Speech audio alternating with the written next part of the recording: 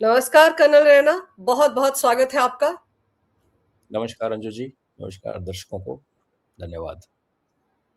Sir, Pakistan ने जो काबुल में एक अस्पताल पर हमला करके जो हरकत की है रमज़ान के महीने में, इसे देखा कैसे जाए? किस मंशा से ये सब कुछ किया गया पाकिस्तान द्वारा? क्या इसके पीछे कोई और वजह भी हो सकती है या सिर्फ़ ये कि तालिबान को मज़ा चखाना है, अफ़गानिस्तान को मज़ा चखाना है? तालिबान और अफ़गानिस्तान को मज़ा चखाने की औकात पाकिस्तानियों में है ही नहीं। वो उनको भी पता है और तालिबान को भी पता है और हम सबको पता है। लेकिन इसको अगर आप लार्जर पर्सपेक्टिव में देखेंगे, एक बार आई थिंक आपके चैनल पे बात भी हुई थी जिसमें इस्लामाबाद मस्जिद में ब्लास्ट हुआ था और 50 लोग मारे गए थे शिया।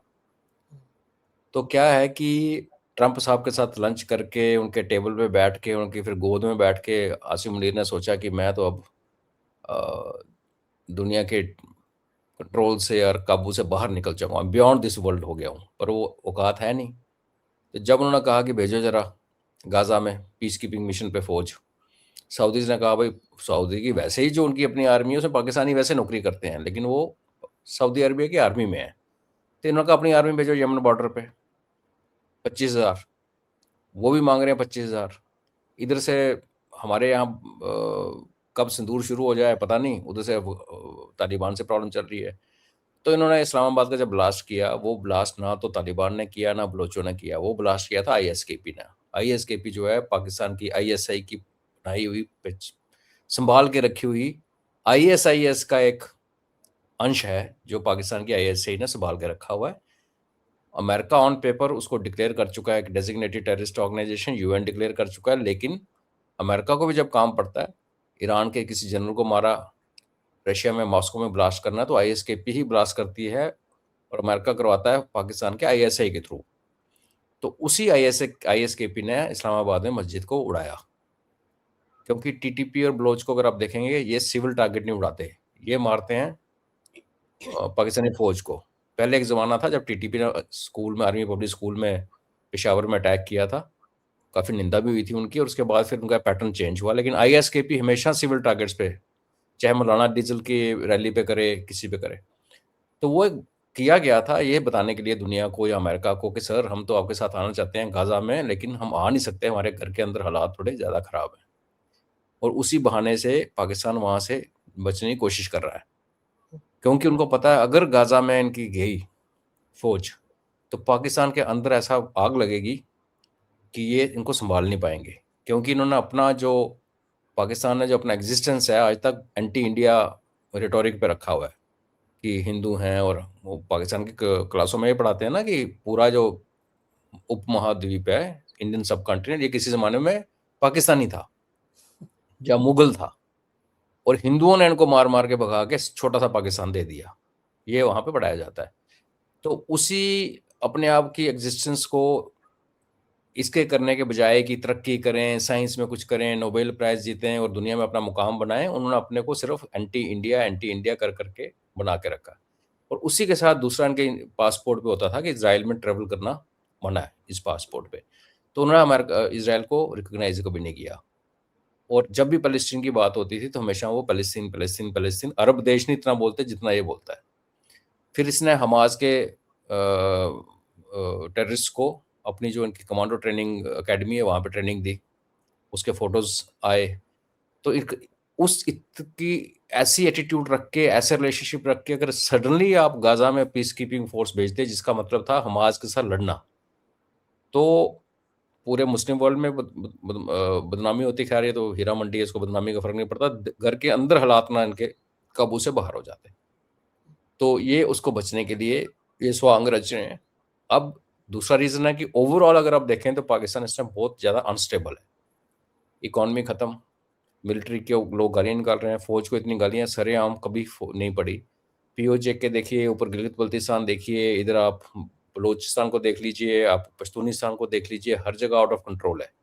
तो जब भी हिस्टोरिकली पाकिस्तान के ऊपर ऐसे वाले संकट आए, इसने अपनी इंटरनल प्रॉब्लम हमेशा एक्सटर्नलाइज़ की, और हमें लग रहा था कि हमसे कोई पंगा लेगा, क्योंकि जिस तरीके से हालात बिगड़ रहे हैं और जब से खाड़ी में युद्ध शुरू हुआ है, इनका भी तेल पानी सब बंद हो चुका है।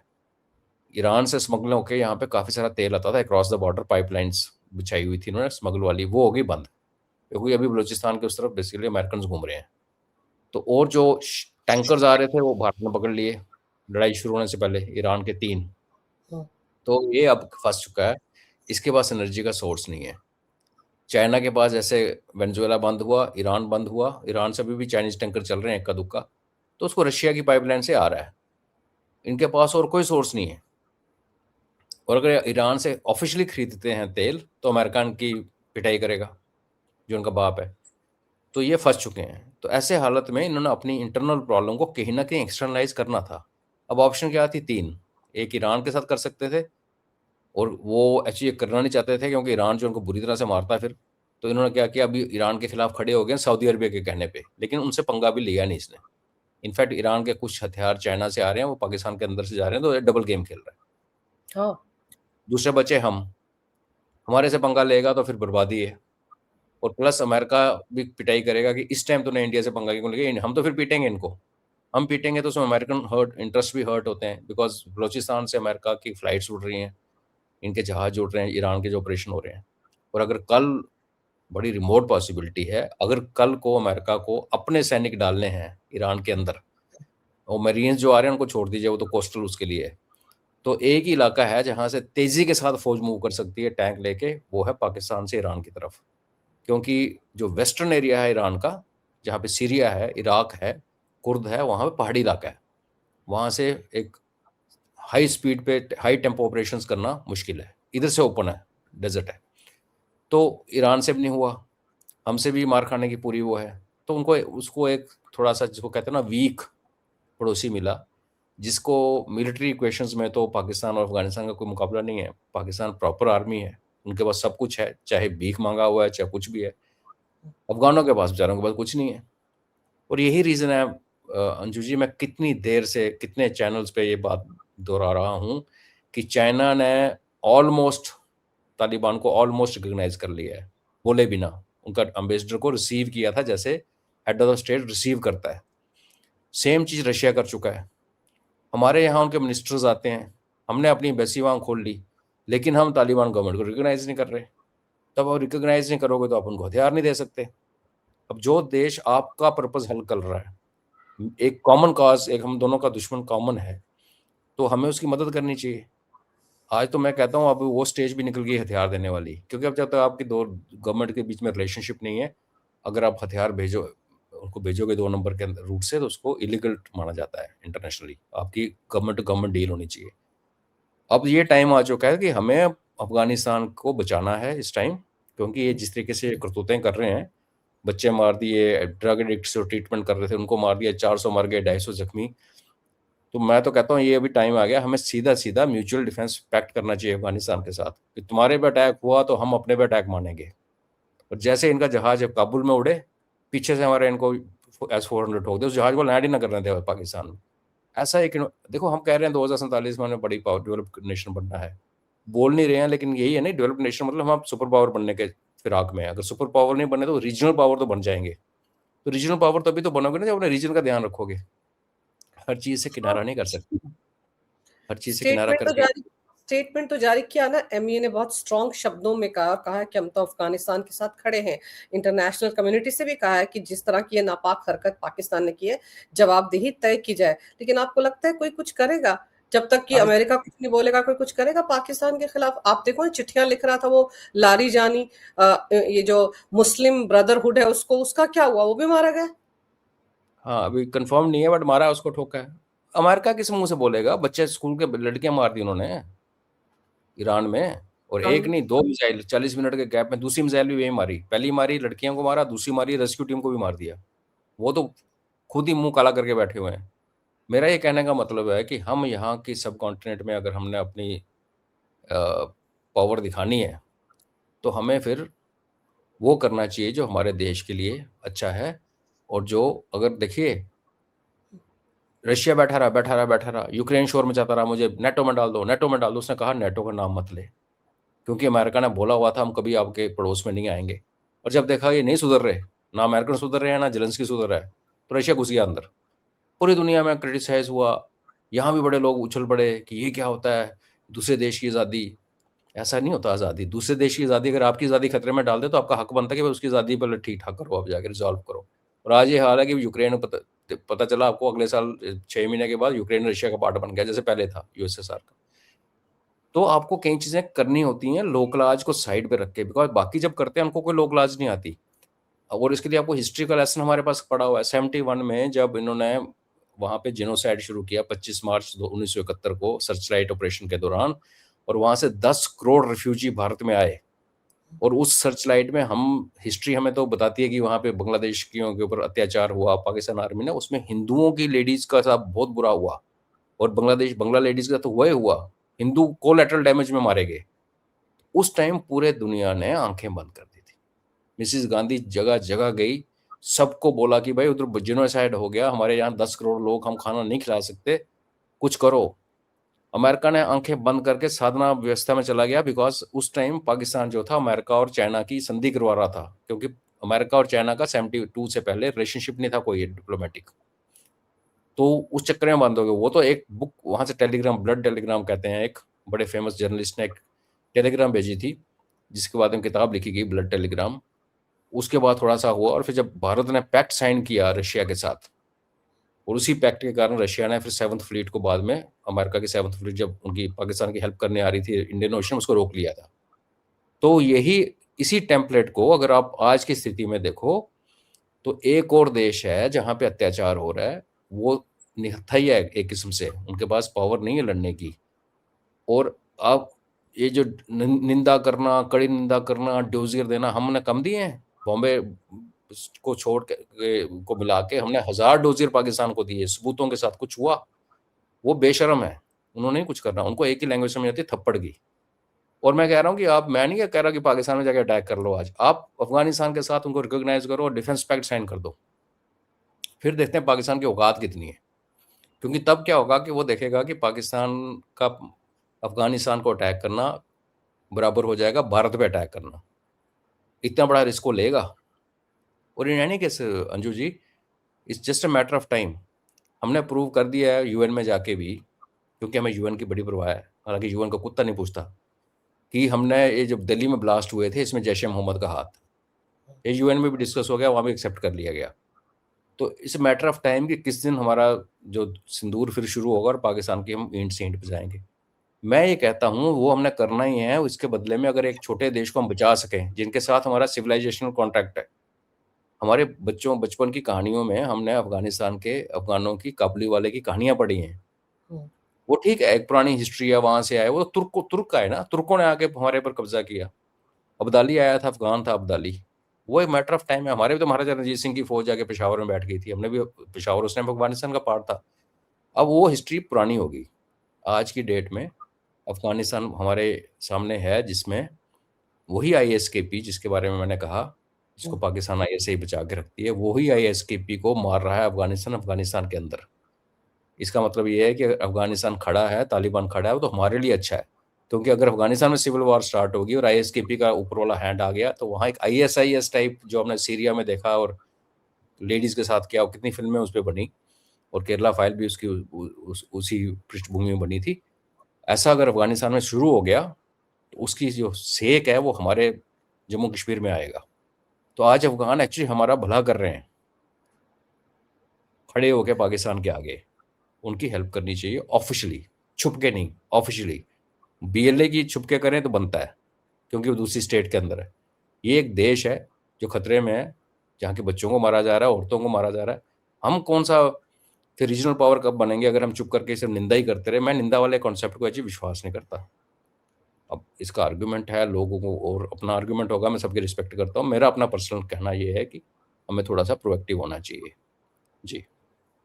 और दूसरी तरफ अब तो ये भी तो है ना कि तालिबान तो हमेशा दावा करता है कि 4000 फिदाइन उसके पास हैं, हम उनको भेजेंगे। तो अब तो पंगा अगर लिया है पाकिस्तान ने, तो उसको बदला जो लेगा पठान, या बदला लेगा जो अफगानिस्तान, उसके लिए भी तैयार रहना चाहिए। उसके तो देश के अंदर वैसी आग लगी हुई है, और आग लगेगी।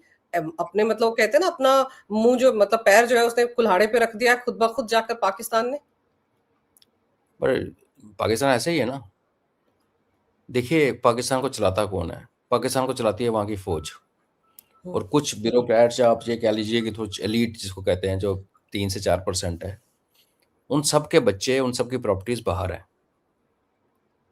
अफ़गानिस्तान जब तक केपीके में धमाके करेगा, टीटीपी के थ्रू, खैबर पख्तूनख्वा में, जब बलूचिस्तान के वज़ीरिस्तान में, जब बलूचिस्तान में नीचे जाके कुछ करेगा तो इनको कोई फ़र्क नहीं पड़ता। इनको फ़र्क पड़ता है जब पंजाब के अंदर घुस के किसी ने अपने आप को ब्लो अप कर दिया, या इनके किसी ऑफ़िस पे अटैक कर दिया, या इनके स्कूलों में अटैक हुआ, तब इनकी नानी याद आ जाएगी।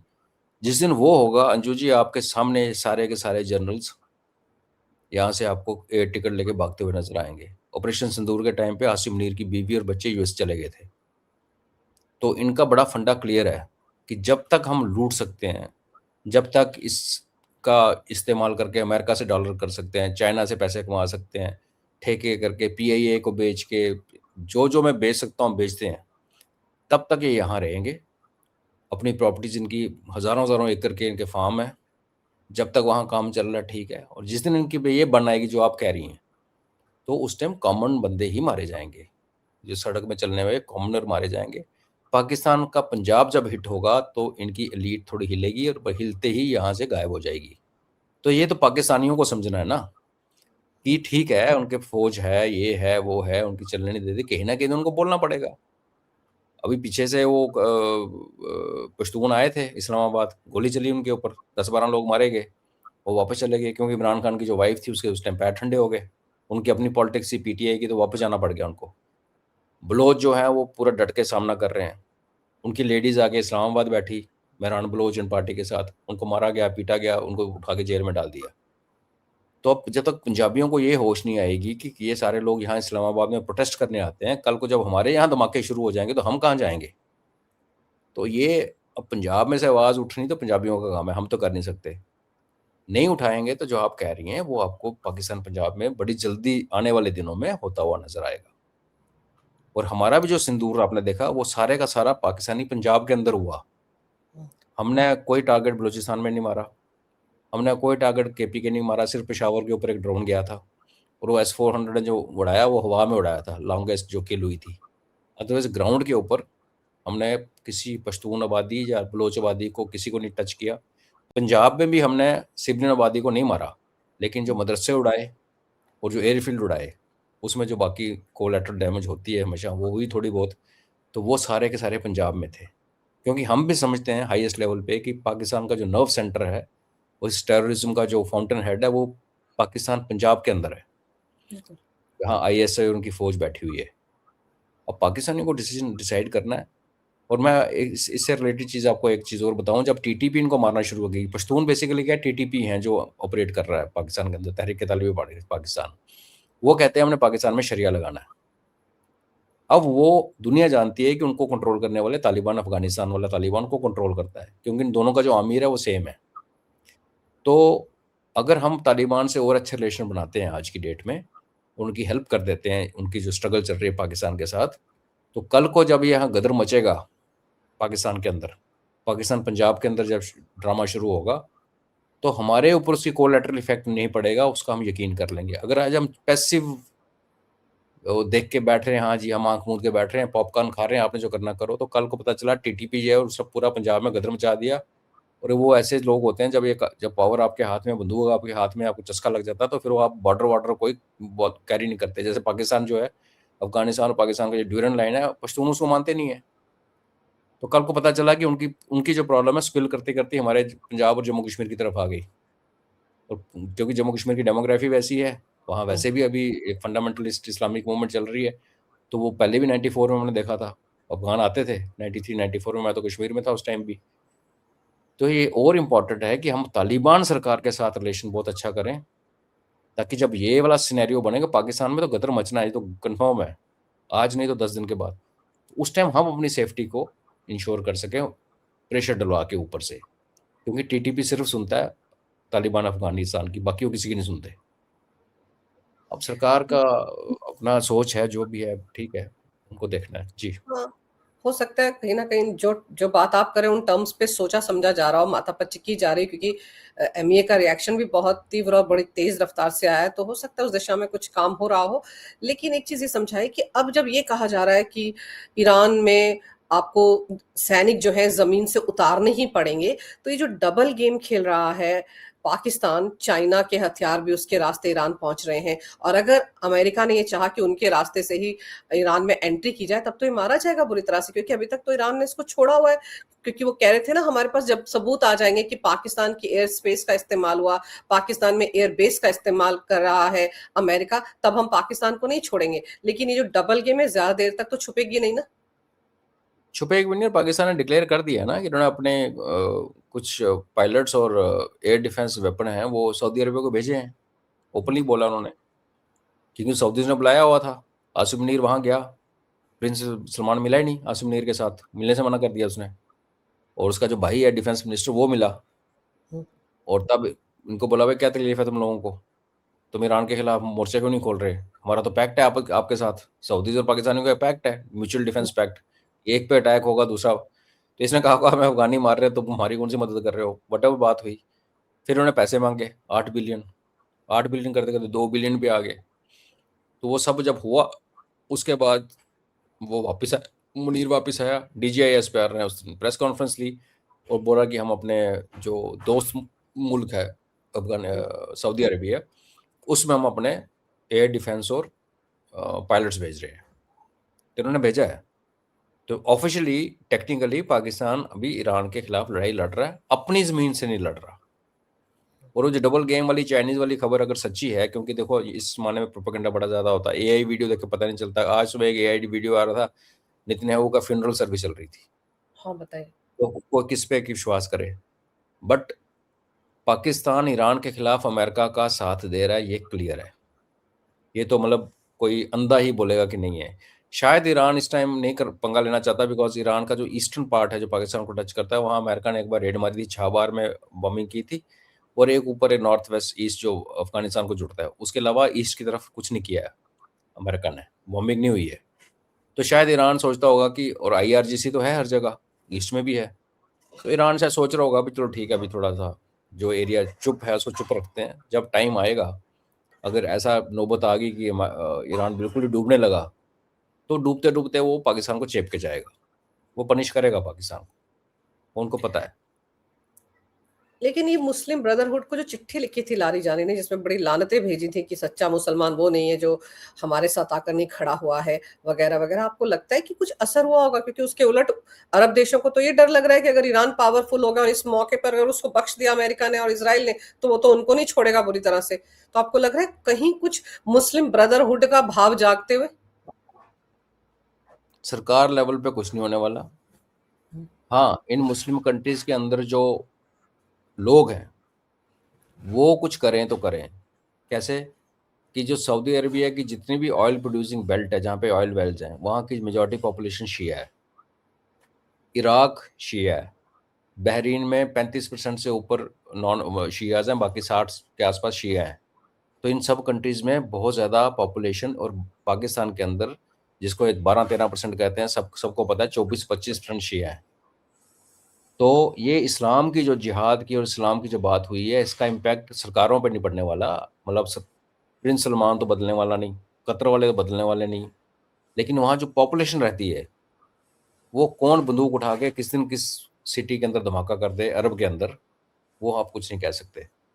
और देखिए, ये जो पाकिस्तान ने तो इस्लाम को एक पॉलिटिकल इस्लाम की वैरायटी, तो पॉलिटिकल भारत में जो हम जो है देखते हैं, जहाँ एक मुसलमान मुसलमान को मार रहा है, तो जस्टिफिकेशन क्या है? बेसिकली ये कि एक पॉलिटिकल इस्लाम है, जहाँ इस्लाम को आप पॉलिटिक्स के लिए यूज़ करते हो, अपने फ़ायदे के लिए यूज़ करते हो, आपको अदरवाइज़ कोई श्रद्धा सुमन नहीं है आपके दिमाग में उनके बरसाने के लिए, तो आप इसको टूल बना के रखते हो।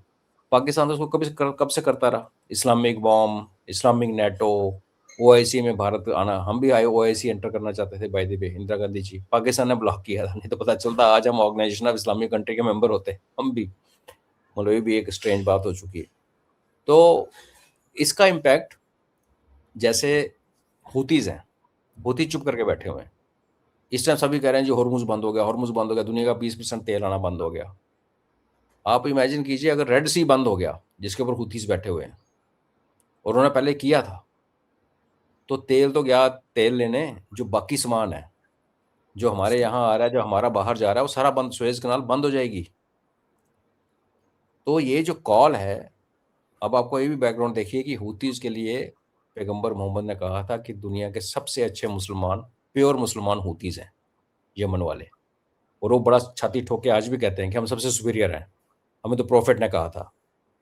तो उन जैसे बंदों को जगाना, और जो मिलिशिया सीरिया के अंदर बैठा हुआ है, जो मलेशिया इराक के अंदर बैठा हुआ है, उन लोगों को ये आह्वान करना जो किया आज ईरान ने, उन पे काम कर सकता है कि तुम चुप करके बैठे हुए हो। बाकी अगर आप कहें कि state policy as a state policy, Jordan, Qatar, Saudi Arabia, UAE, वो इस्लाम का नाम सुन के बदल जाएंगे, तो ऐसा नहीं होगा। बिकॉज अगर आप इन देशों में जाएंगे तो वहाँ पे सब कुछ चलता है, डांस भी चलता है, वाइन भी चलती है, ऐशो आराम भी चलती है। अरबन नाइट्स ऐसे थोड़ी बना है कोई, सबको पता है अरबन नाइट्स क्या होती हैं।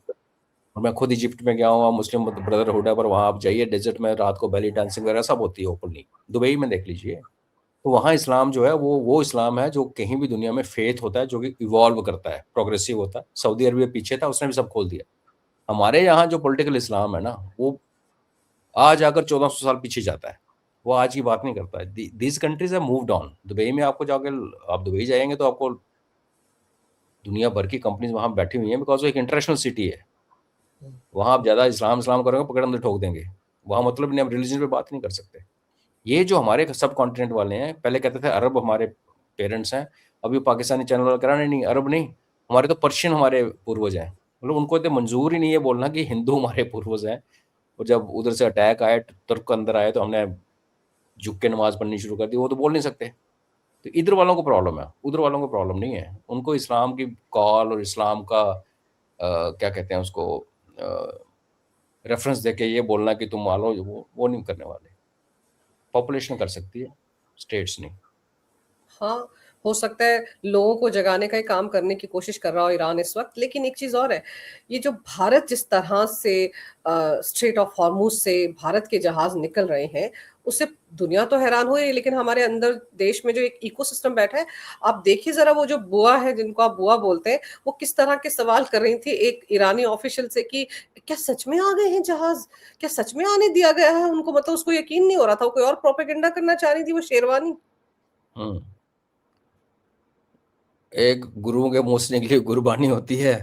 ये पता नहीं कौन सा शेर है, कौन सी शेरवानी है, मुझे नहीं पता। मुझे पहनने वाला कुर्ता ही नजर आता है। ये अच्छा है ना, एक्सपोज हो रहे हैं अंजू जी। ये लोग वो हैं जिनको हमारे यहाँ के बहुत सारे लोग देखते हैं। वो एक अंजुम साहब हैं, ये एक ये है, एक और है घुंघराले वालों वाली, जो कोविड का पैसा लेके भागी थी। तो इनको भी पता ही झटका लगा है। हाँ, वो उसको पता नहीं चलता लड़का है कि लड़की है, नाम ही ऐसा अजीब सा है। अब देखो ना, अभी बच्चे मर गए काबुल में, इनके मुंह से चून ही निकली। इनको बोलना चाहिए था ना। यहाँ क्या होता है, आप गो तस्करी कर रहे हो, लोगों ने पकड़ा, लगा दिया 2 लफड़, तो आपको दर्द शुरू होगी। आपने वो उठा और हिंदू लड़का नाम बदल के लड़की को रेप करके मारने के चक्कर में घूम रहा है, पकड़ के बजरंग वालों ने पीट लिया, तो उनको तो पेट में दर्द होती है। और वहाँ जो 400 मारे गए और 250 जख्मी हैं, और ये पिछले 15 दिनों में दूसरी बार हुआ है। और आप कहते हो रमजान का बड़ा पीसफुल महीना है, तो इनकी मुंह मुंह में क्या है, फेविकोल पी लिया। तो ये अच्छी बात है, एक्सपोज होंगे। मुझे बुरा ये लग रहा है कि कुछ हमारे बड़े वेटरन भी हैं जो काफ़ी किसी ज़माने में बड़े नेशनलिस्ट थे, वो भी आजकल इनकी चैनल्स पे जाके बातें करते हैं। वो हम सबको पता है कि उनके पर्सनल इंटरेस्ट क्या थे और उनको क्या चाहिए था, नहीं मिला तो कैसे पासे पलट पलट ली। वो थोड़ा-सा बुरा लगता है। और ये प्रॉब्लम हमारे भारत में है कि हमारे अंदर से ही जो दरवाज़ा खुलने वाला जो कहावत है, इसलिए लोग बोलते हैं। ये तो सपोली हैं, और एक्सपोज होंगे। जी। आप सही कह रहे हैं, हमारे कुछ वेटरन वाक़ई आजकल उनकी ज़ुबान बहुत बदली हुई है और समझ में नहीं आता है, क्योंकि वो बहुत सारे चैनल्स पर अचानक से दिखने लगे हैं और बिल्कुल बदले हुए तेवर में हैं वो। और ये सच कह रहे हैं आप कि पता नहीं कुछ चाहिए था जो नहीं मिला, इसलिए वो इस तरह से बिहेव कर रहे हैं। लेकिन हम तो उनको राष्ट्रवादी के तौर पर बड़े ज़माने से देखते सुनते आए हैं, लेकिन बदले-बदले से ज़रूर हैं। और दूसरी तरफ भारत की जो डिप्लोमेसी है, उसको आप कहाँ रखेंगे इस वक़्त? पूरी दुनिया स्ट्रेट ऑफ हॉर्मुज़ की बात कर रही है। हमारे देश के जो इतने सारी पार्टियों के प्रवक्ता है, हॉर्मुज़ की स्पेलिंग पूछ लो तो नहीं आएगी, कहाँ लोकेटेड है कुछ पता नहीं है, लेकिन इतने शोर से वहाँ जहाज़ फँसे हुए हैं, जहाज़ फँसे हुए हैं। जब भारत के 2 जहाज़ लैंड कर चुके हैं, भारत सी शोर पर पहुँच चुके हैं भारत में, और उसके बाद बाकी 22 आने वाले हैं, तो इनके पेट में कितनी दर्द हो रही है, क्योंकि सबसे ज़्यादा एलपीजी को लेकर इन्होंने कितना बड़ा प्रोपेगेंडा चलाया, जबकि भारत में कोई कमी ही नहीं थी। कितनी अजीब बात है अंजू जी, कि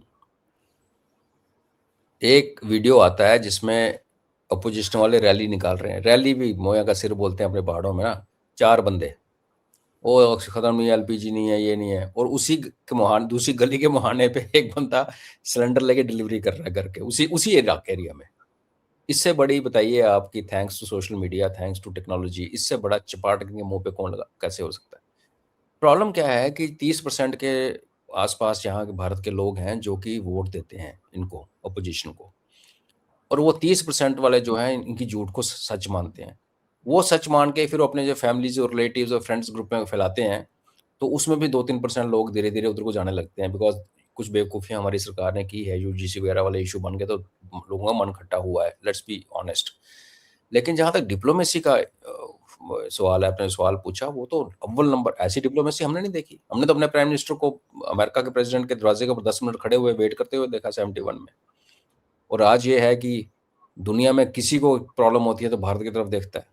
और आज भी अंशु जी मैं आपको बताऊं, इन बेवकूफ़ों ने ईरान के सारी लीडरशिप मार दी, बात करने वाला कोई बचा नहीं।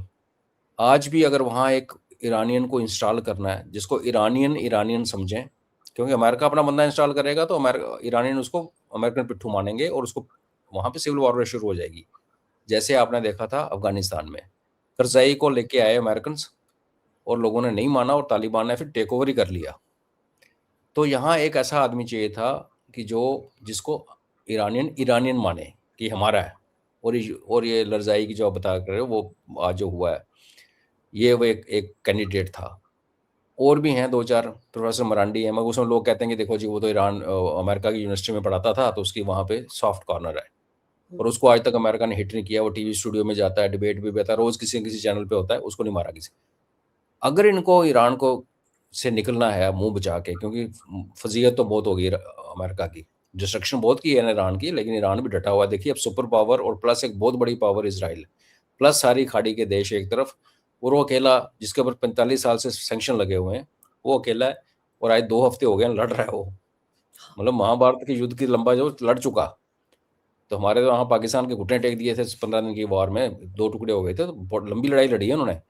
तो वो जो उनको एक बंदा जिसको वो एक्सेप्ट करें, जिसको आईआरजीसी एक्सेप्ट करे, उसको वहां बिठाना, और उसको फेस ऑफ ईरान बना के अमेरिका के साथ हेलो हाय करके युद्ध को रोकना, ये काम अगर कर सकता तो दुनिया के 2 ही लोग हैं, एक पुतिन साहब हैं और एक मोदी साहब हैं। तीसरा बंदा नहीं है जो इसमें हाथ डाले और इस मसले को और ख़राब ना करे। यही 2 हैं। तो ये जो मुकाम हमें मिला है, जो दुनिया देखती है हमारी तरफ, कनाडा का वही वो ट्रूडो था, जर्सी, जिसका जहाज़ जहाँ पे ड्रग से पकड़ा गया था, उसका जो नेक्स्ट आता है, वो देखो यहाँ से होके जाता है, ऑस्ट्रेलिया में जाके गुणगान करता है। दुनिया मोदी साहब की तारीफ करी। ईरानियंस को हमसे प्रॉब्लम नहीं। वो जो आप कह रहे हो कि वो इंटरव्यू कर रही थी, उसकी तो आग जल रही थी अंदर। तो ये हमारी डिप्लोमेसी की बहुत बड़ी विक्ट्री है, और क्रेडिट जाना चाहिए जहाँ ड्यू है।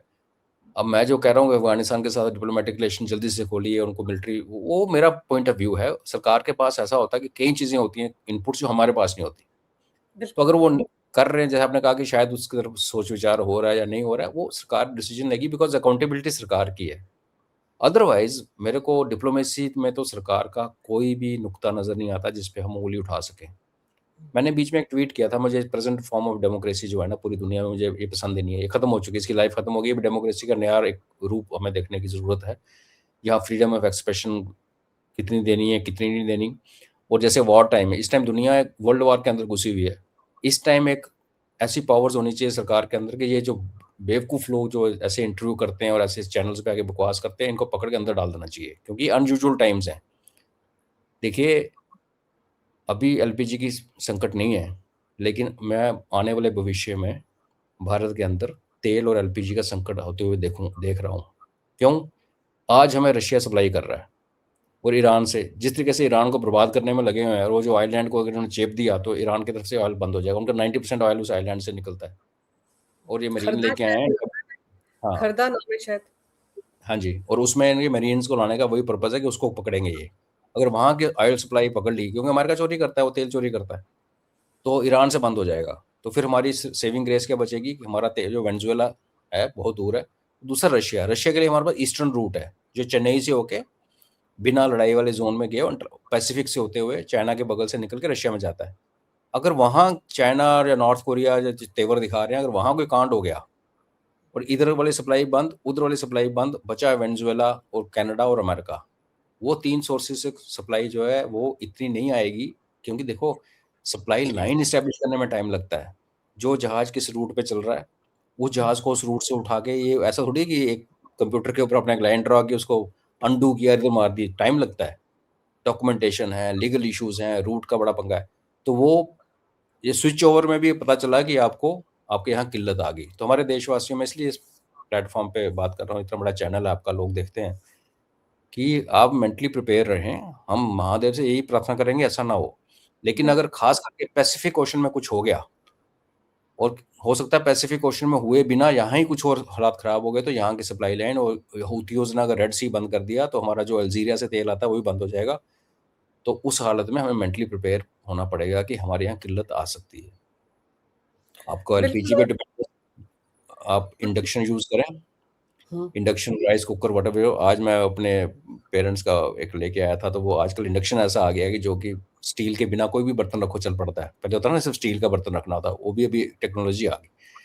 वो तो हम ऑफसेट कर लेंगे। अगर तेल की शॉर्टेज हुई और अंडमान में से अगर तेल नहीं निकला, जिसमें टाइम लगेगा, तो आप प्रिपेयर्ड रहें मेंटली कि सरकार हुक्म देगी कि भाई आप हफ्ते में 1 दिन गाड़ी चला सकते हो, बाकी पब्लिक ट्रांसपोर्ट यूज करो।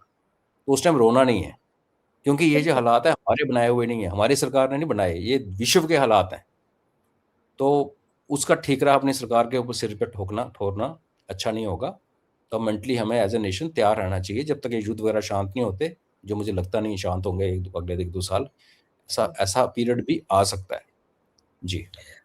तो जैसे एमई की तरफ से कहा गया है कि जो ये युद्ध चल रहा है, दोनों तरफ के लोग संयम बरतें, बातचीत का रास्ता तलाशें। पीएम मोदी ने भी जब ईरान के राष्ट्रपति से फ़ोन पर बात की थी करीब 4-6 दिन पहले, तब उन्होंने भी कहा था कि बातचीत के ज़रिए समाधान निकालने की ज़रूरत है।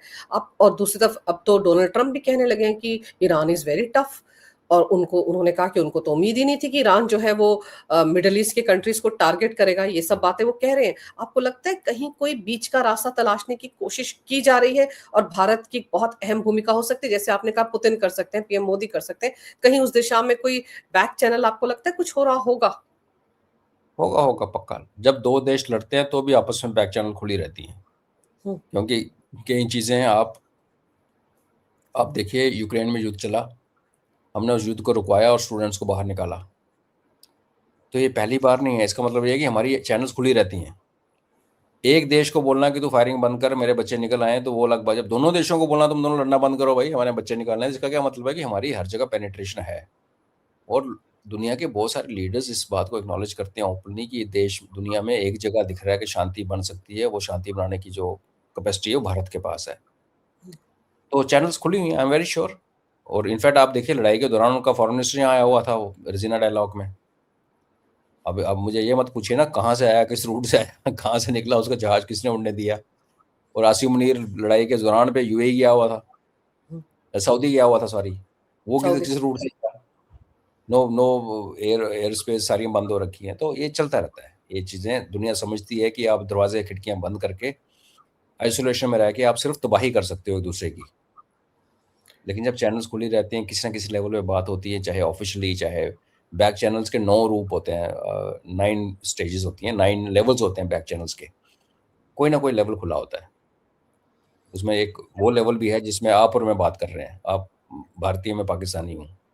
आपकी सरकार आपके पीछे नहीं खड़ी, मैं आप मेरे पीछे, मेरी सरकार बोल रही है, मुझे कोई लेना देना नहीं है। बट हम बात अपनी सरकारों के बिहाफ पे कर रहे हैं, बिना अथॉरिटी के, क्योंकि पता है कि हम जो बात करेंगे फिर हम जाके वापस किसी को सुनाएंगे, वो किसी तीसरे को सुनाएगा, चौथा बंदा जो कैबिनेट कमेटी एंड सिक्योरिटी तक बात पहुंचेगी। तो चैनल्स खुली रहती हैं। जी। तो चलिए उम्मीद करते हैं कि ऐसे चैनल्स पे काम हो रहा हो, क्योंकि भारत की डिप्लोमेसी तो पूरी दुनिया ने देख ली है।